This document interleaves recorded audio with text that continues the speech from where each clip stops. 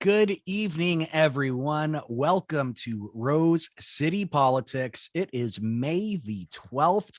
The year is flying by. Our regular panel tonight includes Doug Sartori, who is building a bunch of CCM bikes and trying to bring things back that way that, no, I'm not going to say it. Make things the way they used to be, maybe. I'm not going to use the phrase.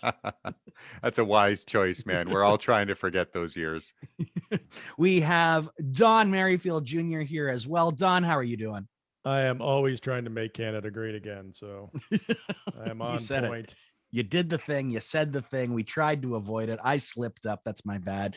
You just went all in. Our guest tonight is RCP alumnus and Windsor City Councillor Kieran McKenzie. Kieran, how you doing?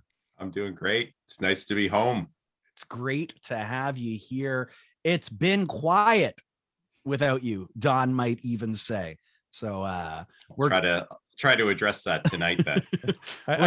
We've only got two topics. We cleared the decks. We're ready for a classic McKenzie filibuster. Do not disappoint us. Filibuster. Come on now. We just want all aspects of it, man. That's the point. We're here for it. Please. I'm ready. Good. We're looking forward to it. Please support Rose City Politics by becoming a Patreon subscriber at patreon.com/Rose City Politics. We appear monthly in print at BizX Magazine and also online, bizxmagazine.com. Like and follow us on Facebook, Twitter, YouTube, wherever you stream your favorite podcasts. And of course, Rose City Politics broadcasts live on tape and is brought to you with the kind support of Liuna 625, building better communities. As you just heard, we got two topics tonight. We distilled it all down to the only two things we wanted to talk with the city councilor about. There were other things we wanted to talk about, but you're not going to sit around here till like 10, 11 o'clock, at least not without giving us like a tip jar for like the beers to start showing up if we're going to really talk through it. But tonight we will be talking about, I don't know, you should have done a better pun here, Doug. Like, I guess Windsor Express rejected works. I feel like there could have been a more appropriate.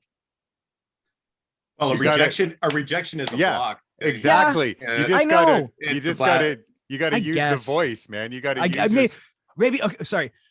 Tonight we will be discussing Windsor Express rejection. There, now you're talking. See? Okay. It's all in the delivery. It shouldn't be said with such like excitement though, because it's going to be an interesting topic. We're going to get to it. We're also going to be talking about the Windsor Assembly shutdown and clip shortage. Chip shortage, John. Chip shortage. What did I say? Clip shortage. They got plenty. I think they got plenty of clips over there. Clips. No computer chips though. Well. We're going to get right into this anyways. Thank you so much, guys, for pointing that out. It's hard when you start to do the voice and then try to actually, I give it up to the people with the impressions. Anyways, Mayor says Windsor Express didn't have the money.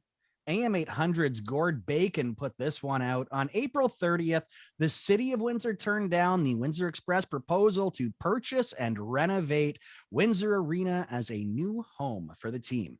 At the time, President Dardis Willis said there was no reason provided by the city for the decision. The next day, Mayor Dilkins told AM 800 that the plan put all the risk on the city. He said that the $12 million plan was exciting, but it lacked financial guarantees administration was looking for. The mayor said Windsor would have to pay more than $2 million to replace the roof, demolish the interior, retrofit the arena, and then hand the property over to the team for free. On May 6th, Brian Cross in the Windsor Star reported that a local group called Save the Barn, who have launched a petition to save the arena, got off on a good foot. Ward 3 Councillor Reno Bordelin expressed support for the plan and said that the Windsor Express do have the money, including a commitment from the Spencer Butcher family, who has family ties to the original owner, and a confirmed willingness from Libro Credit Union.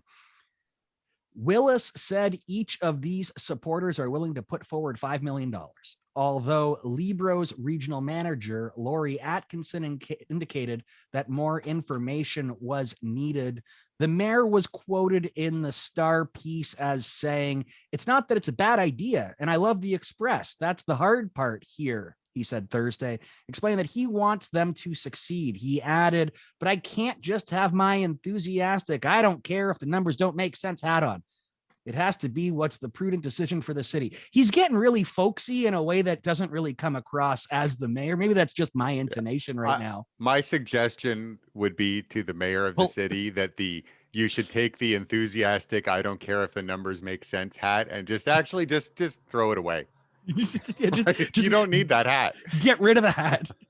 Now, Willis suggested that there's been too much miscommunication and that a sit down to work out a solution should be the next step. According to minutes of the in-camera meeting, those voting to file the Express proposal were Dilkins and councillors Francis, Sleeman, Geniac, Jill, and Morrison. Opposed were councillors Costante, Bordelin, Holt, Kashak, and, of course, our guest tonight, McKenzie. So, Councillor McKenzie, let's just bring you in right now, right off the bat. What's the story? Give it to us from the inside out. We're looking for that classic McKenzie filibuster. So use the time that you got right now. We're looking to learn and we'll prod you. Okay. Well, thanks for that, John. And you did a really good job unpacking what's where we're at right now with respect to the to the proposal. Now, I'm going to say this. I voted to not note and file. But a lot of the concerns that have been raised by the mayor, I share those concerns. I'm not convinced about the business plan at this point. The financing, despite the pronouncements that we're hearing from the various parties, do not appear to be etched in stone or rock solid. And what is being asked of the city is incredibly steep for a property where, quite frankly, we have a lot of options. We got some very good proposals in terms of the expression for interest when we first started or embarked on this process. And they were interesting. They were interesting proposals that were brought forward by a number of different partners, potential partners, including the Express, who I think there was unanimity at the council level that among the good proposals that were brought forward, this was the one that we had the greatest interest in collectively. And I still have that interest. I mean, my background, I'm a basketball guy. I've been a basketball official for over 20 years in this community, played in high school, to still play recreationally. Like, I'm the guy that wants this to happen as much as anybody on council for a range of reasons. I grew up around the sport and I love the Express just as much as anyone else in the community. But, to the mayor's point around the numbers have to make sense. This is a big deal and a really, really important property. We can discuss, or there might be some dispute about, the value of the barn itself. Some folks look at it as a heritage site. Other folks think it's a historic building that we need to do everything in our power to preserve. I'd love to be able to repurpose the building, but I don't see that as a potential deal breaker in terms of what might proceed on that site as we go forward. So the Express had a very interesting proposal, but what they haven't been able to do is create and offer a strong enough business case for us to essentially hand over what is a multi-million-dollar asset and an extremely valuable piece of property in the downtown core for a venture that I want it to succeed. But the risk for it to not succeed should not be entirely, or even to the extent that their proposal that they're stating their proposal does, puts public funds at risk. So what my vote was about asking them to come back with a stronger proposal, one that could give the city a greater level of assurance that if they were to hand over a property, that it wouldn't fall into default and suddenly be owned by the bank. I think that would have been probably the worst outcome for the community, for the city as an administration, us as a council, where we have an asset that's an important asset that needs to be developed in a very responsible way, and to take an unnecessary risk that could see it fall into private hands and put the city in a position to have to buy back an asset that they currently own. It was at this point, it's too much for me to say, yes, I want us to proceed under the circumstances or under the way it's being presented to us now. If the terms of the deal change, all of the things that I said about how much I love what they want to do with the space still applies. So if they can strengthen the proposal, I'm all ears. And I think that they would do, we are going to continue on in our process because we have to proceed. Something's going to happen on that site, and it's been years since there's been any activity there since the Spitfires left. And we're going to go through the expression of interest and start over. And if the Express want to submit or resubmit, we'll certainly have a look at what they're proposing. And if they can strengthen it, I'm sure there'd be an appetite for us to proceed. Let's see if we can get you to, do one of the classic get furious at Rose City politics thing, because I'm going to ask some questions that you don't agree with right now. Yeah, let's hear it. Obviously, we're having a discussion right now about, demolition of the building as well. You keep talking about the asset itself. Are you referring to simply the land or to the building itself? And I guess to follow up on that, we're talking about a lot of money for the city to put in for I guess leaseholder improvements or for owner improvements Sure. before selling it over. When you talk about a better application, would that maybe be something that looked like, starting something anew, building a new facility that, wouldn't come with necessarily the infrastructure costs? And then, I guess I do have a follow-up I want to ask you after that one. The answer is yes, but not necessarily. If someone came with a proposal to repurpose the barn that made sense, and that where we were asked to be a partner in it, and we could have confidence that the asset under those circumstances would meet some form of a community need, then by all means. So, I hate to answer your question with a maybe, but that's that, or perhaps, but that's the real answer. And that's why the EOI process is interesting, and it's fun for the entire community, to be honest. We all get a chance to have a look at some things that might be possible in a certain place. And if somebody like the Express comes along with a really good idea, which what they're proposing in terms of the improvement of the facility is a good idea. Can they sustain that business?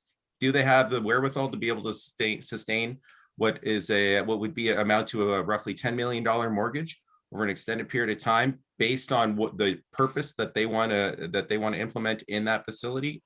I don't know, and I don't know that the city needs to take that risk. So, are there other things that can happen on that site? The housing is a massive need across the entire community, affordable housing in particular, but we need to add housing stock across almost every class, and especially in the downtown core. So that certainly was formed at least 2 or 3 of the different proposals that came forward to us in the original expressions of interest. And there could be other uses that other users might come forward with, because we're now in a new circumstance. We're 2 years later than we were originally, and who knows what development proposals could come if we were to put it out there again, we'd be starting over a long process. But again, I don't think we need to rush to jump on the first, what I would consider, what I would characterize as the first good idea that wasn't fully vetted or fully thought through. We don't have to proceed just because somebody put a good idea in front of us that may not have all the pieces in place that it needs to have.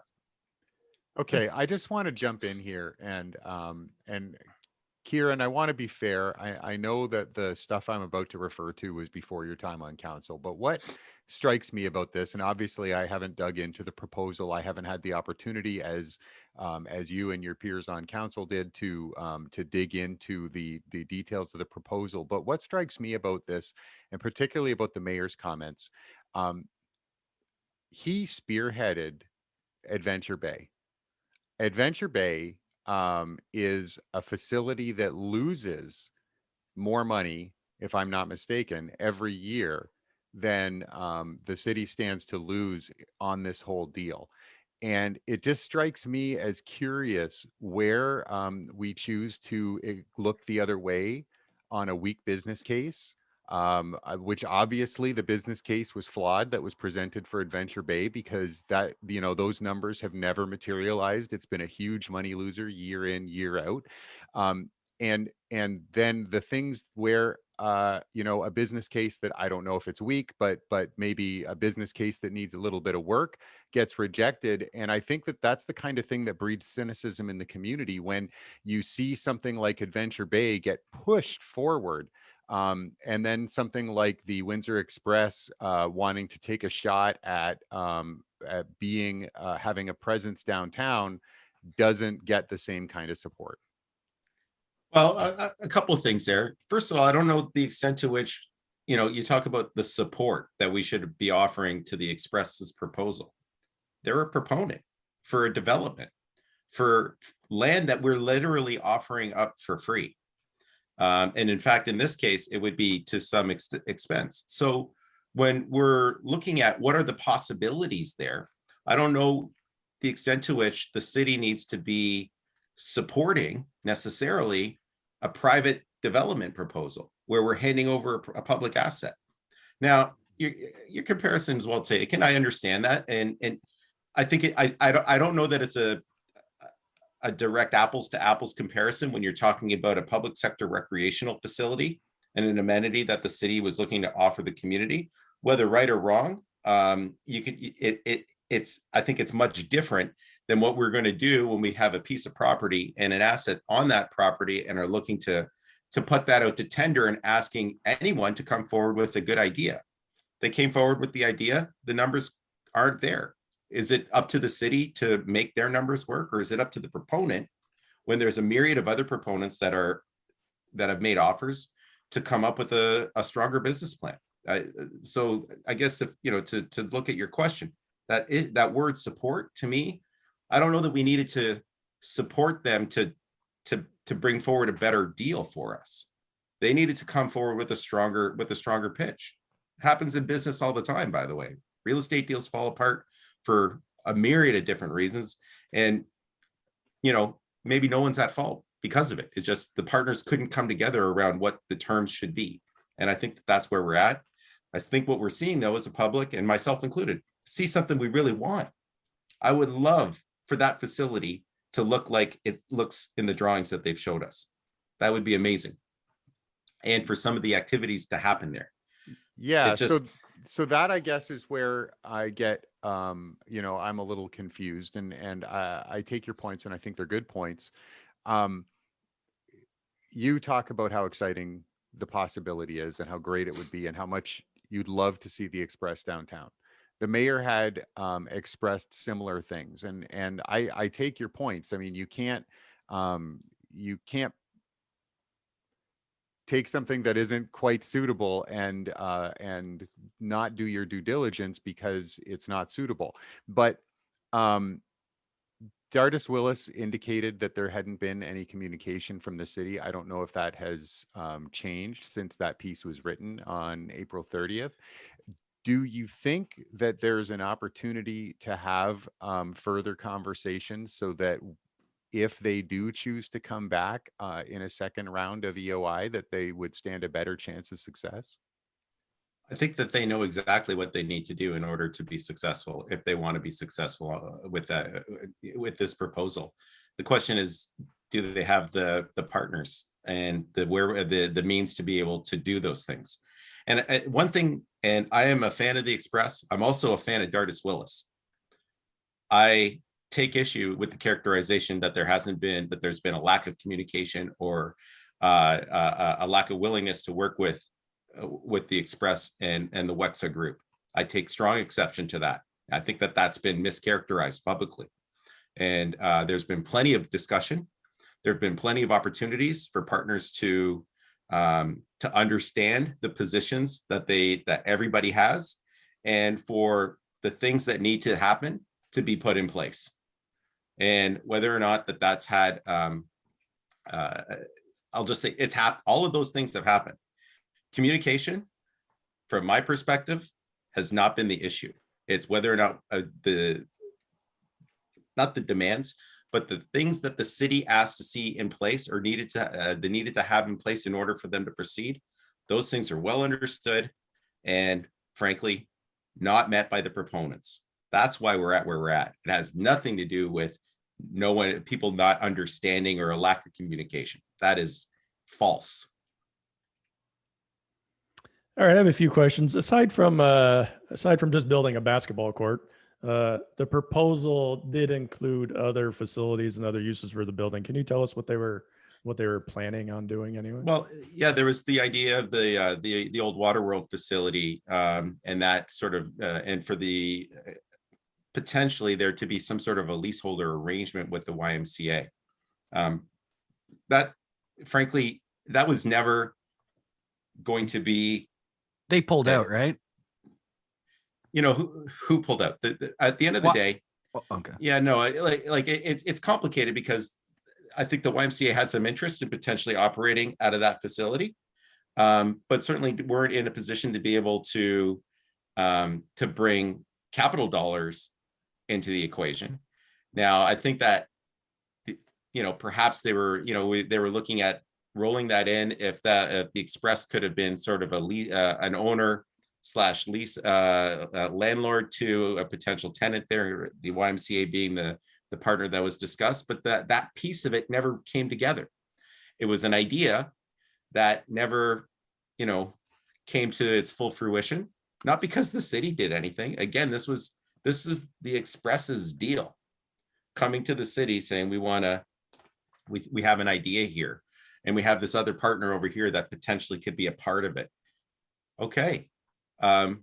Let's start breaking in. Let's break out the numbers of the due diligence piece. And that's when it fell apart. So as far as the money goes, who is actually going to be the owner of the building under this proposal? The proponents. I mean, like the Windsor Express, or it would have been. I would assume it would have been the WEXA group. Okay. So so the WEXA group, were they actually funding this? Because apparently they had, I believe it was $5 million from Libro, and I think 5.5 or whatever it was. Well, okay, wait, $5 million from Libro. I didn't see that. I've heard that Libro might be open to giving them a mortgage. I heard a lot of things. But right? That's my question. Did they indicate at all, even on the private investor side, was this going to be a mortgage held against the building, or were they actually putting up $5 million as part owners? They have no capital. They have no collateral.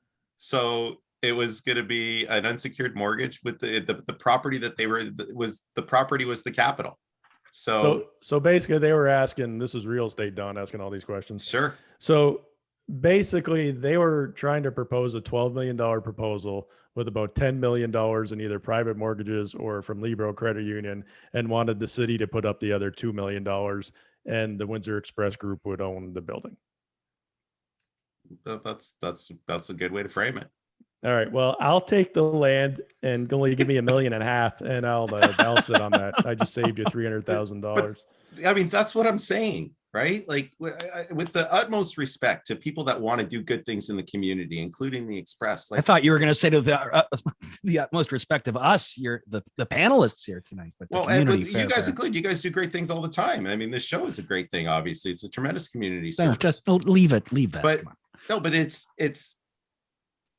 we're looking for a partner where we can do something great. But at the same time, yes, we're open to taking some risk, but that's big risk, big risk, and a big risk where you could take a property that you own and an asset, a key asset from a property perspective. The building has value. I'm not going to disagree with that. Whether it's a heritage and the historic piece to it, that's another discussion. And if it could be repurposed, that's certainly my preference. But that property is a key block in the core that can serve as a catalyst for and address many different issues that our community is experiencing. And we need to get it right. We need to get it right there. And the deal that I saw, I'm still interested, but it wasn't. I definitely, anyone who's the mayor included, who's saying the numbers don't make sense as they've been presented, I support that view. So usually, sorry, John, just one more question. Yeah. So usually when a proposal like this comes forward from a group looking to, do a deal like this, there has to be some revenue. Like, at the end of the day, does the Windsor Express currently have any revenue, or do they are they in the black every year? Are they actually making money or losing money every year? I don't have access to their books. What they're proposing is that the event space would be the revenue that would fund their operations as well as pay down the debt. And I'd like that deal. Yeah, sure. Like, that's the thing. They're gonna do a massive renovation, take out a huge mortgage, and then try to pay it off with a business that's centered around gathering a lot of people into a smaller space and watch things and enjoy those types of activities. Set aside whether or not in the best of times that's a good that's a risky venture. Right now, we're all well aware, we're in a pandemic. There are months, not to say that they'd be opening the doors in 6 months or whatever it might be, and we maybe would be through that and we'd be back to having mass attended events and whatnot by the time that they're ready to open the doors. But that's if, right? Maybe. Just another element of risk on an already really challenging business plan. So sorry, one more, John, and then. Oh, you're the worst. Yeah, I know. I usually don't talk at all on this show. So first of all, let's look at this again. I'm looking at this from purely a real estate deal. Whatever people want down, to me, burn it down. I don't care. The reality. Well, and why did you not win your election, Doug? I don't know. Just curious. I want to burn down. By the way, I do not want to burn down the barn. Look, I am all for the barn. I've been proposing burning down Adventure Bay for the insurance money for years, but no one listens to me. So look, in a private real estate deal, which is how you have to equate this to, because that's what they're asking for. They're just asking it through the city. Especially in a commercial deal, you got to come up with usually 35% of the money before anyone's going to lend you any money. And in this situation, obviously Libro and the private finance people are looking for basically 20%, because that's what they're asking the city to do.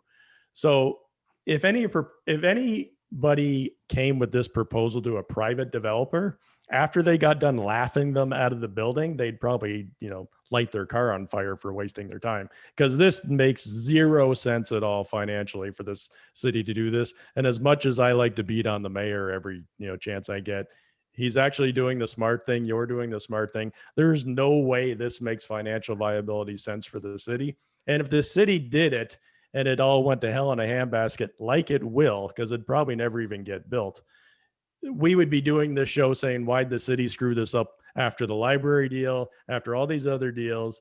And then we'd all be bashing the city for so anybody out there who's, there's a bunch of people who have this petition going around saying, we got to do this. Get your head out of your ass, because they'll be the first people to sit here and complain when it all goes to crap. And the city's now gave away an asset and $2 million to a private company, whether it be because the city would be the third person on the mortgage on this thing. So they're never getting the building back. Libro would probably get it, or the private finance people. So this is the stupidest thing I ever heard in my life. Now, if your head is up your ass, we'd love for you to pull it out and go to patreon.com/Rose City Politics. And please give us your money. That's what we're trying to look for with our audience. Hey, if we took our Patreon money, that's more of a down payment than the Windsor Express is giving the city. So our proposal to do the show out of that building is a better proposal than the Windsor Express one. Okay, so now hold on a minute. What if we gave them a piece of the Patreon revenue? Oh, now we're looking. That's sustainable. Every month, a bit more comes in. Do the EOI. Do it. Do the EOI. Do the EOI. Let's see it. Now, listen, I'm reading the AM 800 article again, and it says, administration asked for audited financial statements. They weren't provided. Asked for the commitment and guarantee again from the financial institution, wasn't received. They did receive a letter from the financial institution saying that they agreed to review an application. Man, if I could tell you all the agreements to review that I've had in business, I'd have more businesses than not right now. But I do question, I want to bring it back to what Doug was talking about. You've talked about at the beginning of this, the need to sustain the business. And I question what happened. When did we decide that are we done with sports tourism? Like, is this just now in the rear view mirror? There is a proposal here. I'm not saying that this is the best of deals by any means, but like, we've pumped a lot of money into sports tourism. Are we now admitting that that was a foregone, thing that we tried to do? There really wasn't much to it. A lot of people complain that it was a legacy, endeavor, leaving some lasting monuments, if you will. But like, what really has changed? I think back to, we're looking at, development in the core. Here's another offer that was put down. It's not the best of offers, but it is one that was put down. It could have manifested if the city decided to, step up further than what might make sense, but because it's a priority, it could have been identified. Don, I see you shaking your head, but like, we've put so much money into trying to brand as sports tourism. Are we just cutting our losses right now? Yeah, but I think back to when Buscariel put together the group to try to buy a parking garage in the downtown core, and that was shot down. I don't understand what's the through line these days, Kieran. Arc had the money, by the way. That's the difference between that building and why was that shot deal? down? That deal was shot down because the city didn't want to lose control of the asset, of the parking asset that it was, and so there's that. But set that aside. Yeah, it does. I'm not trying to link too many things here. I get it. I don't want to. I don't think you wanted to raise that as. So I don't think we want to talk about the Plisher Street parking garage. There's been a lot of discussion on about that topic. So yeah.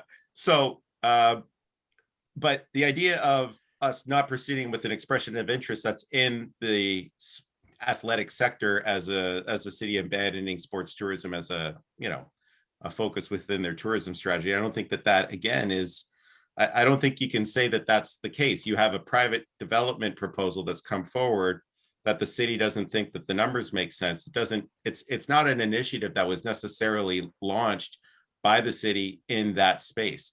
Have there been some strong proposals coming forward in the sports tourism sector lately? Of course not.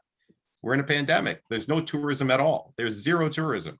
So it's what an answer. Where were the most recent sports tourism proposals before the pandemic? Well, after the aquatic center, an Olympic size swimming pool, and which, by the way, if you look at that operation, that part of it actually is successful.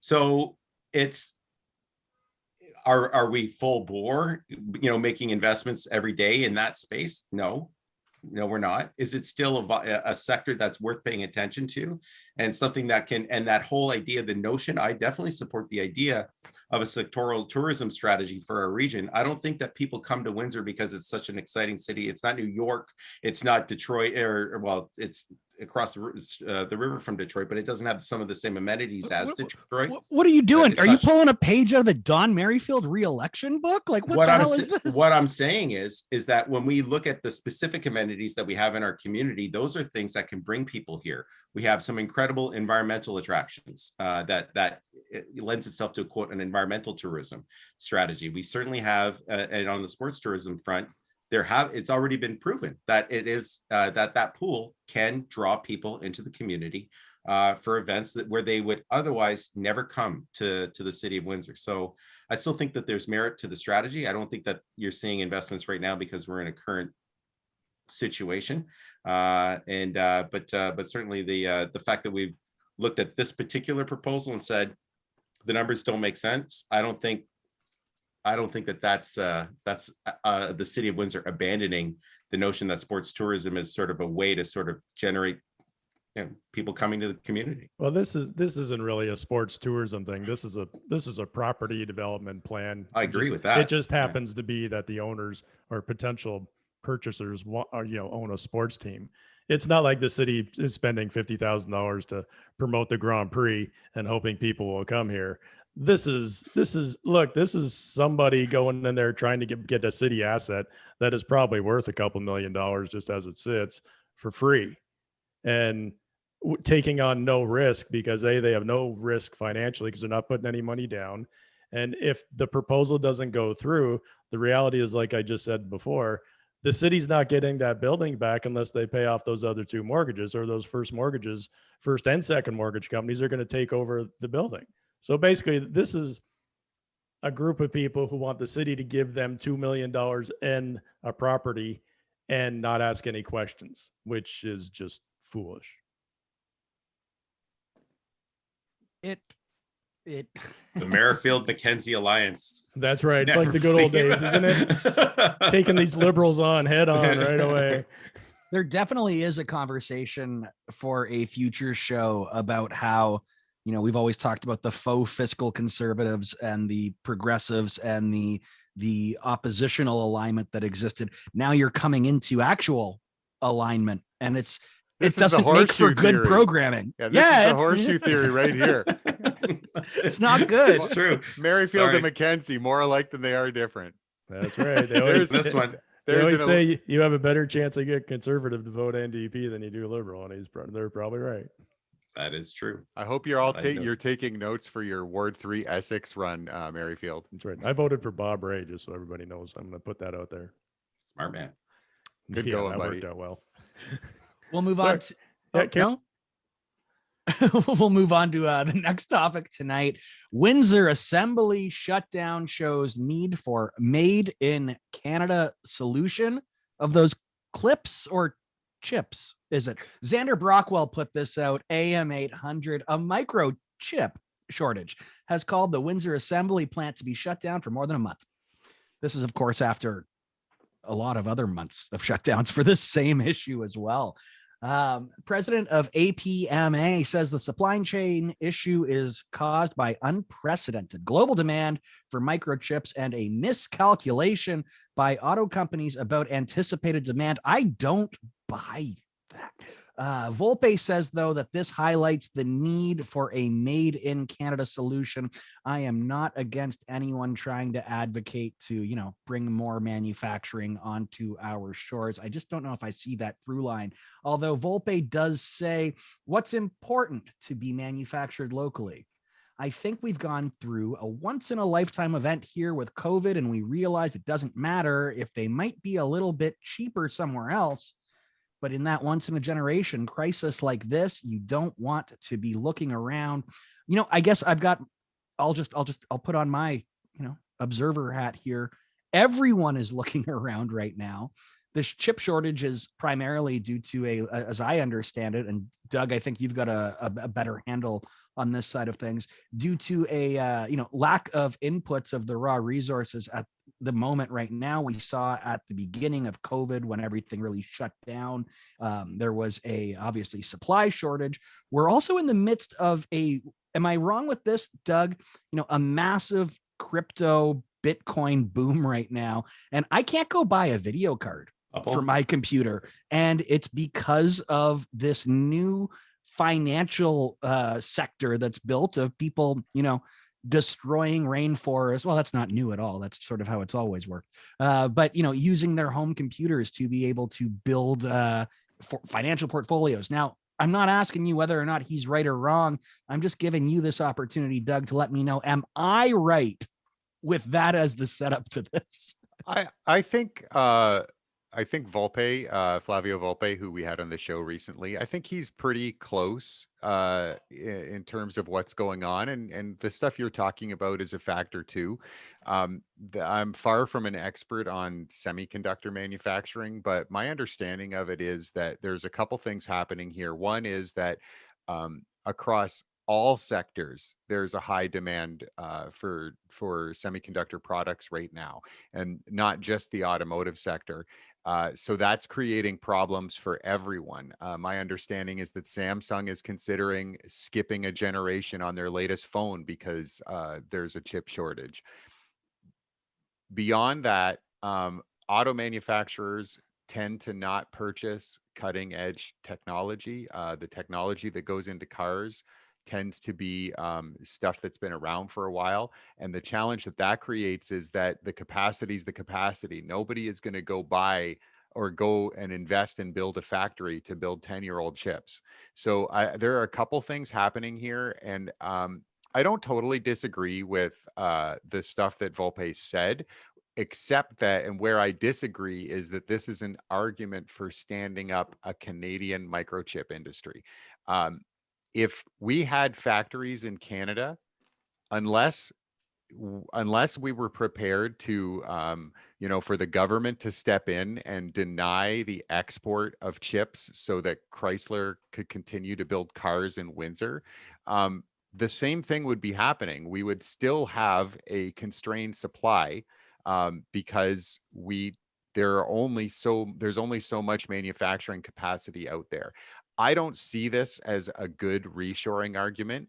If we want to have a semiconductor industry in Canada, because we anticipate there's going to be growth in this area and we want a piece of it, that's a different conversation.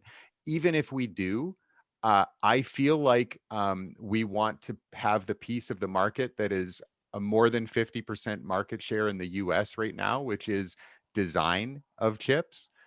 Where they're, the biggest value add is in the design of both the chips and the products that go into them. I'm not so sure that manufacturing silicon products in Canada would really help anything. And I think that the arguments for reshoring and bringing stuff back here can make more or less sense depending on what particular product you're talking about. And I don't think that this one makes a whole lot of sense. I think this is an opportunistic argument. They're taking advantage of the shortage, the shuttering of the factory. They're taking advantage of this opportunity to kind of talk up and promote the idea of reshoring. Look, there's only so much capacity in Canada to do stuff. We only have so big of a workforce. There's only so much capital. There's only so much infrastructure. In my view of the world, we have, as a small country, we have to figure out where we can add the most value and where we can generate the greatest return on our limited resources. And I'm not sure that listening to industry lobbyists about what they want or what they would like to see is the best way to forge a strategy for the Canadian economy. Yeah, I wonder the same thing. I've got a bailout here after that point. But I think too, when, it's so nice to say, then former President Trump decided to first launch his trade wars, and the conversation had come up in the media about, building an iPhone again in the United States. And you've got to put aside, of course, the labor arguments and slavery, essentially, when it comes to that argument, which is, I don't mean to say to, I don't mean to say to put it aside, because in this context right now, we're talking about the importing of, materials, the development of resources for an onshoring basis. And I just remember the point being, if you were looking to just simply bring it all over to here, you would be looking at a 2 to 2.5 times multiplier just because of the built-in wages and the added resource cost. And I'm not saying not to look at it, but if you were just looking at that resource cost, you're still looking at like a 0.7 to 1.3 multiplier as to what the cost of that actual product would be. So, I mean, I'm kind of where Doug is saying, like, I don't know if necessarily the manufacturing is where the focus needs to be, because quite frankly, like these are geographical constraints that exist where these resources exist. And then, in Canada. Well, I mean, like, if you, it's tough to get it when it's in Sudbury, I guess. I don't know. If you want to have that conversation about opening I do. up the That's full what ring this of is. fire, then yeah, I mean, like, that's what this conversation is for me, though. That's the problem. Like that. Well, like I hate that I've got to bail out right now, but I look forward to picking up on this one because I want you to defend the environmental arguments versus the social arguments. That's what I want to hear. I'm not trying to put you on the spot, but I think that's like not a problem. You're gonna ask me that. Okay, I'll sit here. Well, I mean, let's start with where are we sourcing some of these materials from? China, one of the worst environmental violators in the world, maybe the worst country in the world. But it's way over there. Nobody cares. Yeah, exactly. It's so far away, right? So there's the transportation cost. That's another environmental consideration. So like when we're sourcing all these materials from faraway lands that we have here, or we're developing them in faraway lands when they start here in places where the environmental regulations are far more lax, where the human rights regulations and laws are far more lax, where wages are massively depressed, artificially depressed, I would argue, then, you sort of create almost this false market that leads to, I'm not going to go all the way and say leads to all these supply chain problems that we have, because Doug has some good points about what are the impacts of whether or not the supply was, if Canada was manufacturing here, whether or not we would have made a dent in had any impact on the supply issue that we're experiencing right now. But if you're trying to frame the argument on the environmental and human rights front and saying, let's just set that aside, I don't see how you can separate it. It all, like, this is international trade. This is globalization. What's the right way for us to do things? This is one discrete issue, an important one for our region, no question, but it's one discrete issue that speaks to the larger implications of a constantly globalizing world from a trade perspective. And it introduces even another, I think, important question of the role that these state-owned enterprises, Chinese investments in Canada, make sense or even should be allowed in terms of their control over important assets in our economy.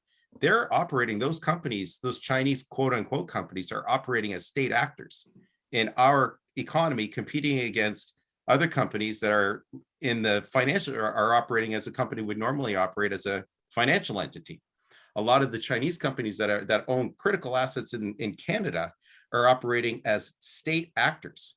They're geopolitical entities that are operating as companies in Canada. And I'm not suggesting that Chinese control over Canadian assets are impacting the supply chain issue with these microchips, but it's certainly not helping. Anyway, I don't know if that's a good place to open up the discussion or to go from.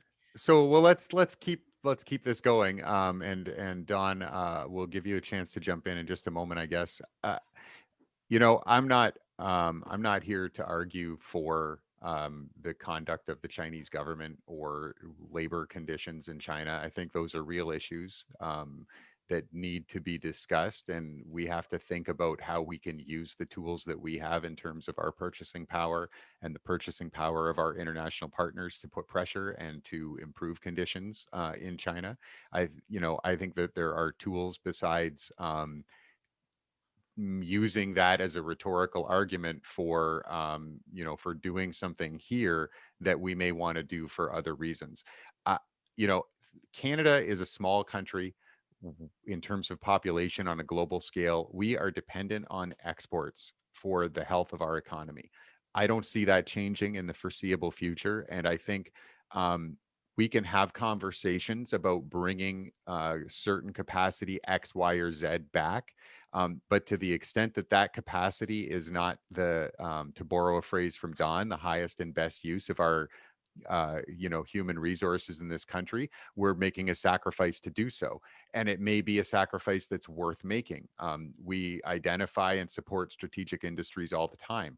And I would love to see Canada be a player in the semiconductor industry. I just don't think that manufacturing the chips that go into the GPS in your car is necessarily the best target. So, and that's a real good point.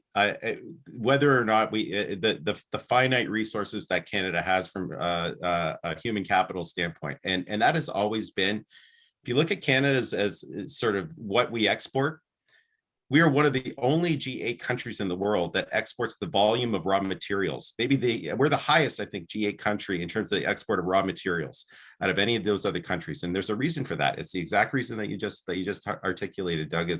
We don't have enough people to process the raw materials once we take them out of the ground or wherever we source them from.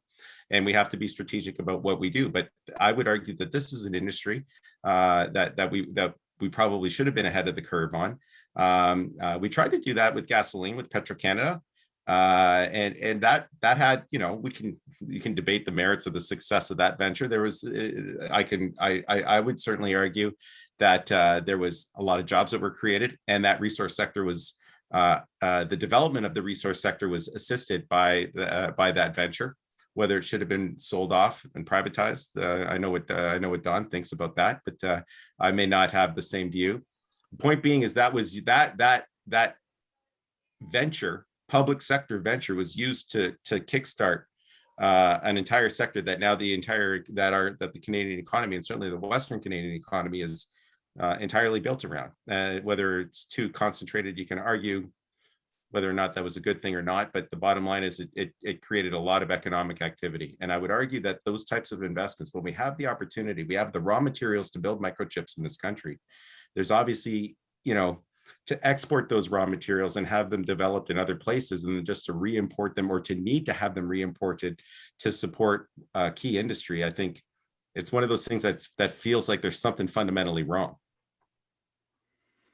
Yeah. So on Petro Canada, that's the perfect industry to flick matches at and take the insurance money once it burns down. So yeah, I think we are on different sides of that. Look, as someone who has lost a lot of money in my semiconductor investments in the last couple months, I am way too familiar with this topic. So I'm going to give you the lowdown on what I know. And if I'm wrong, feel free to correct me. Taiwan Semiconductor is the largest semiconductor manufacturing company in the world. Our chips actually don't come from China. Generally, they come from Japan, the United States, or Taiwan. Taiwan, like I say, is by far the biggest. I don't know if it's a state-run corporation or not, but regardless, that's the deal. In terms of, like foundry semiconductor stuff, there's 75% of the global market. Yeah, and specific to the auto industry, as much as everybody's blaming the semiconductor industry, this is an auto industry problem and it's a North American auto industry problem because Toyota isn't having these problems because they stockpiled chips when this was all starting to become an issue. Taiwan Semi says only 2% of their production is actually for automotive type chips because, like Doug said, generally they're not the leading edge chips. They're kind of the older stuff because they go into vehicles and they don't need to have the processing power as NVIDIA would have on a video card or something like that. The problem was when COVID hit and everything shut down, the North American auto industry, who does just-in-time production, ironically, which was started by Toyota, they canceled all their orders. And what people don't understand, building semiconductors, this is just flipping a switch and turning the factory back on and tomorrow you get them. If they cancel those orders, the semi companies aren't going to sit there and go, okay, well, we're not going to build them. They're going to sell them to somewhere else.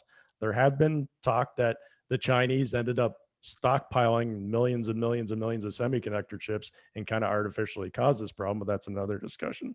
So part of it was the way that the although it's not, though, that's my point. Well, you're right, but I don't know if we want to get into international.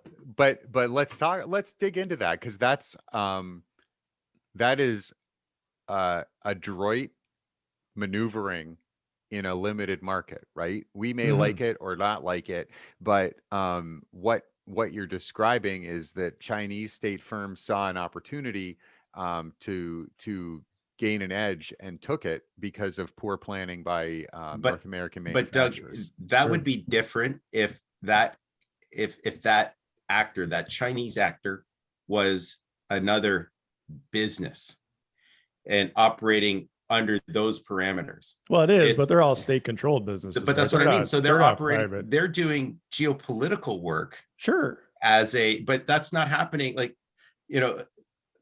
it's economic warfare is what it is. You're right.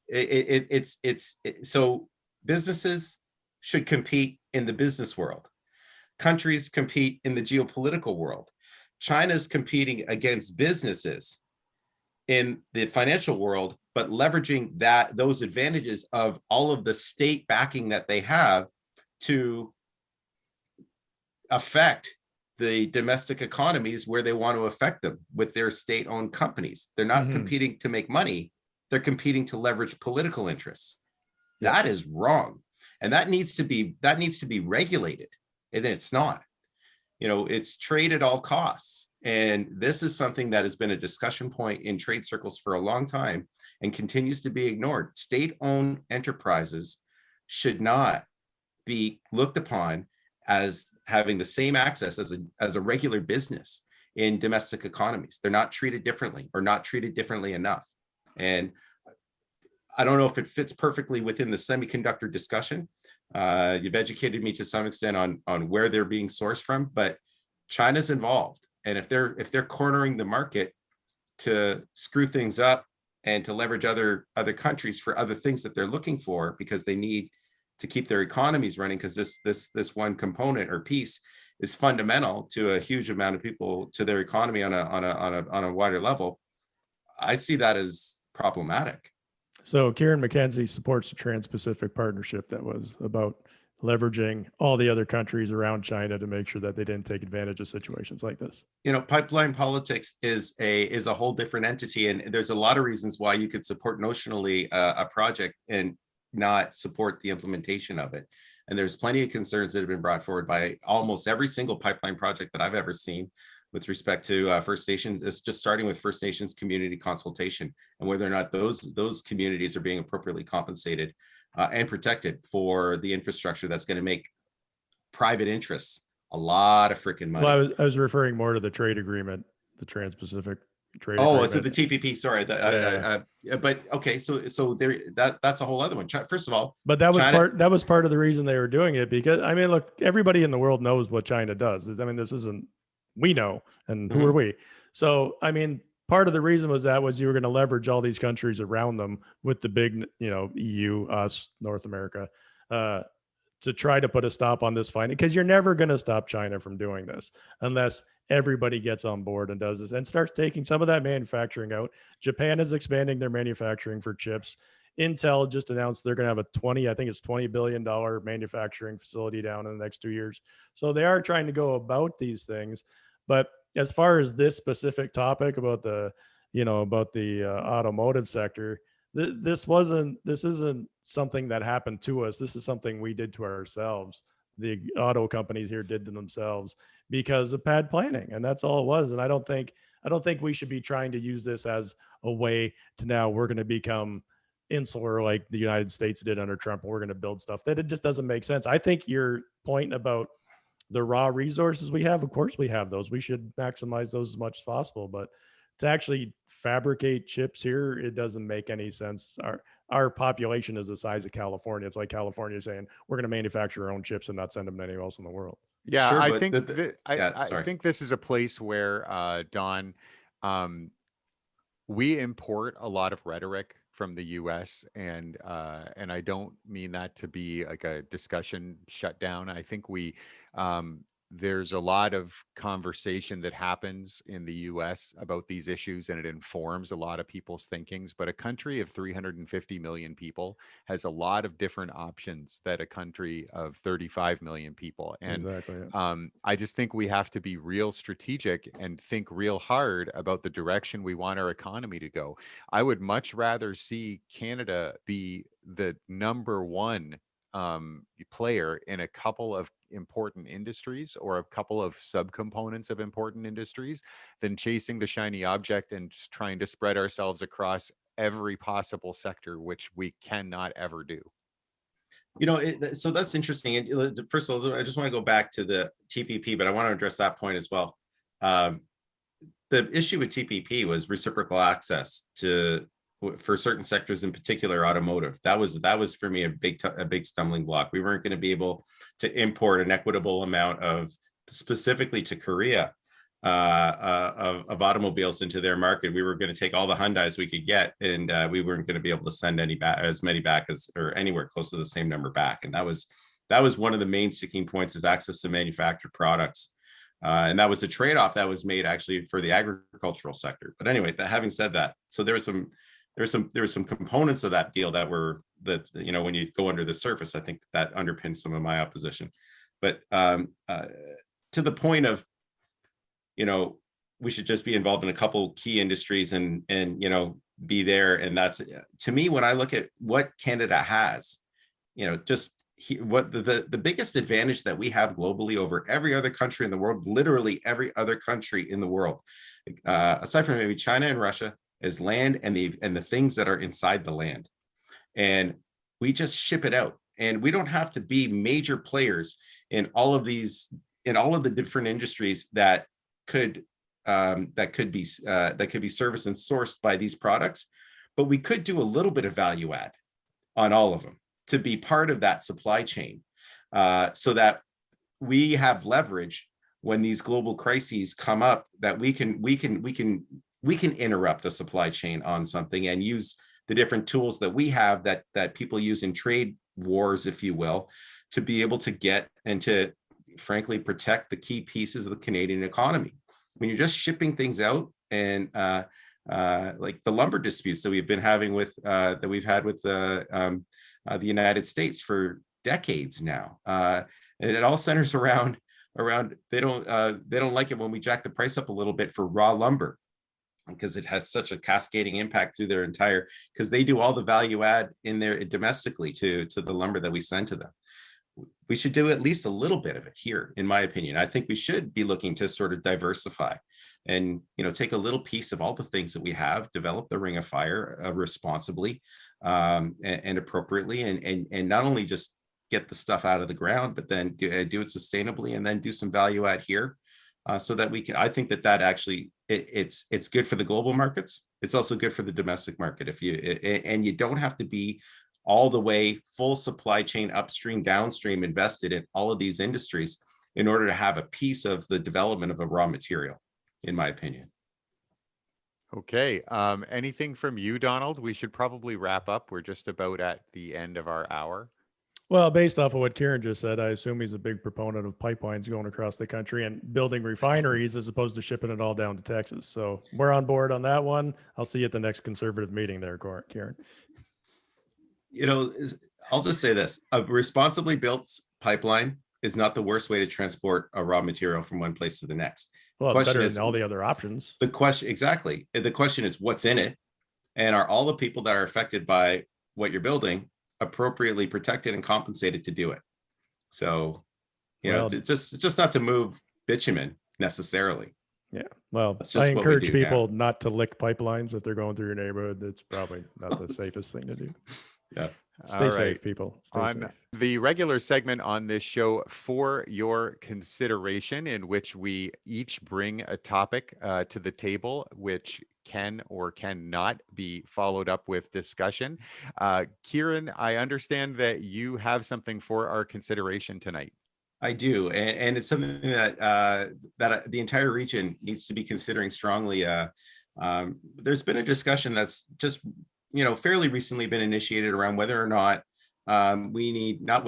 how we are going to implement an organics waste diversion program in Essex County, Windsor and Essex County. The province has set a deadline for the city of Windsor and a few other municipalities in our region to have a program implemented. There's different targets that different municipalities need to reach. The city of Windsor needs to divert 70% of its organic waste out of the landfill and into some kind of waste diversion program. That's a provincial mandate. We don't have a choice. There's 4 other municipalities, not Lakeshore. That's the interesting one that's not included. Tecumseh, LaSalle, Amherstburg, and Leamington have to divert 50% of their waste, and the remaining municipalities in our region don't have any obligations provincially at this point. So what has happened thus far is the Solid Waste Authority, which is a regional body that handles all of the waste that we generate in one way or another that we generate in our community, has been tasked by the board to bring forward a proposal for a program that we would implement region-wide. That's a really significant undertaking and very, very costly. Just last week, there was a report that came forward that outlined some of the options that we could do and the costs, and we're looking at capital costs north of $150 million in terms of one of the options, which would be to have an implement an anaerobic digester program, as has been highlighted. That's an eye-popping number for our region to have to absorb in terms of the capital cost. The revenue potential is nearly the same, it would almost entirely offset, but there's a lot of ifs that are embedded within it. All I'm suggesting that people want to do is keep an eye on this. There's a long way for us to go and a lot of things to discuss before we get to a point where we're going to say, we're going to do this and we're going to do it this way. But some decisions are happening. Right now, the decision as to whether or not we're going to move forward as a region, which I think is the only reasonable way for us to proceed, number one, and two, whether or not whatever solution that we decide to implement is going to take a climate change focus to whatever it is that we implement. And again, I think that is an incredibly important decision for us to make, and would very strongly support us implementing a solution that will that will address the climate change goals that have been articulated both by the City of Windsor and the County of Essex in their climate change action plans. We could reduce up to 30% of our greenhouse gas emissions regionally. That's a huge number if we go with the right solution. This is something I think is really important for us to think about from an environmental sustainability standpoint, but also from just a But there's huge financial implications that need to be considered, and people need to be aware. So I wanted to put that on people's radar, because it's a waste and garbage, and it's not the sexiest topics, but it's we are talking huge dollars and a really important thing that we can do for the environment. So just trying to get people to think about what they'd like to see happen in our region. Thank you. That's very interesting. So we will forgive you being the first person to filibuster for your consideration. Much appreciated, Kieran. That's what I do. Don, do you have an item for your consideration tonight? Well, I do now after hearing this. I guess one of my questions is, why doesn't Lakeshore have to do it? And as a real estate agent, for your consideration, I think we should all consider moving to Lakeshore, because we won't have to deal with this issue. And yeah, you can just get on with your life. Fantastic. They will have to deal with it. It's a population density question. Oh, is that what it is? Yeah, but Lakeshore is filling up big time. They're going to hit the threshold sooner rather than later, and it's going to be province wide. This is a phase in for the implementation. The hope is from the province that they think, well, if we just force a bunch of municipalities to do it, it'll just sort of quote organically happen on a regional level, and anyway.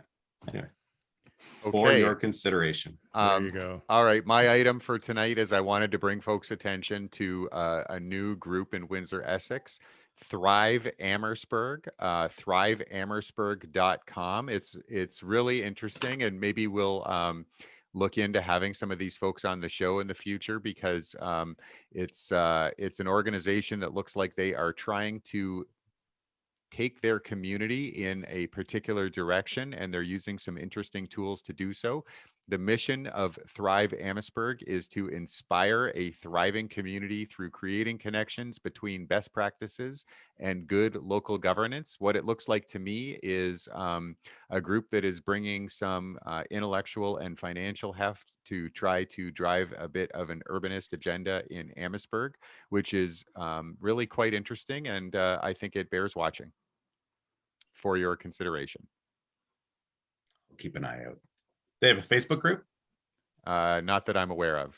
Check out thriveamherstburg.com. And I would like to encourage you all to move to Amherstburg. Call me and we can sort this out. As anywhere but LaSalle. Anywhere. I grew up in LaSalle. LaSalle has a soft spot in my heart. On that note, we are going to wrap up this episode of Rose City Politics. The panel tonight was John Lidke, Don Merrifield, and me, Doug Sartori. Our guest was RCP alumnus and Windsor City Councillor Kieran McKenzie. Kieran, 2022 is fast approaching, and we are very mindful here at Rose City Politics that we have a tradition to uphold. So we are going to at some point have a wrestling match to figure out which one of us is going to be forced to run for office in 22 to maintain that tradition. My money's on Don, and I think Essex counts. Please support Rose City Politics by becoming a Patreon subscriber at patreon.com/Rose City Politics. We appear in print monthly in the pages of BizX magazine. So next time you are out and about at the dentist or waiting for your oil to be changed, take a look, page 6. That's where they keep us. Like and follow the show on Facebook, Twitter, YouTube, and wherever you stream your favorite podcasts. Thanks to our patrons, and thank you to Liuna Local 625, building better communities. Night, everybody. Thanks for having me. Good night.